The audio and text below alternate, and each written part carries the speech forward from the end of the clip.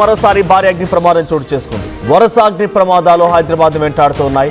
అటు Nampally furniture shop లో అగ్ని ప్రమాదం చోటు చేసుకుని 5గురు ఒకే కుటుంబానికి సంబంధించినటువంటి చిన్నారులతో సహా మరణించిన సంగతి తెలిసిందే.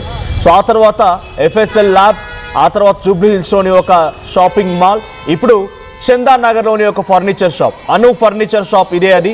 సో చాలా పెద్ద ఫర్నిచర్ షాప్. సో దాంట్లో అగ్ని ప్రమాదం చోటు చేసుకుని సుమారుగా అక్కడ ఉన్నటువంటి ప్రతి స్టేర్స్ లో కూడా, అంటే ప్రతి అంతస్తులో కూడా ఆ స్టేర్స్ అన్ని కూడా పూర్తిగా తగలబడిపోయాయి. సో మంటలు బాలీగా చెలరేగుతూ ఉన్నాయి. సో ఇప్పటివరకైతే లోపల ఎవరైనా ఉన్నారా, ఎవరైనా చిక్కున్నారా, వారి పరిస్థితి ఏంటనేది డీటెయిల్స్ చేయడం లేదు. బట్ ఒక్కసారిగా అర్ధరాత్రి సమయంలో జరిగిన ఈ ప్రమాదంతో హైదరాబాద్ నగరం అంతా ఉలిక్కిపడింది. భారీ ఎత్తున మంటలు ఎగిసిపడుతూ ఉన్నాయి. సో మంటలు ఆర్పేందుకు అక్కడికి 10ల సంఖ్యలో ఫైర్ ఇంజన్లు చేరుకోవాల్సి వచ్చింది. విజువల్స్ మనం చూస్తున్నాం. ఫైర్ ఇంజన్లు అక్కడ చేరుకొని మంటలను ఆర్పేందుకు నీళ్లు చల్లారుస్తూ ఉన్నారు. కానీ అక్కడ లోపల మొత్తం కూడా ప్రతిదీ, ఫర్నిచర్ షాప్ అంటే ప్రతిదీ కూడా ఫ్లేమేబుల్.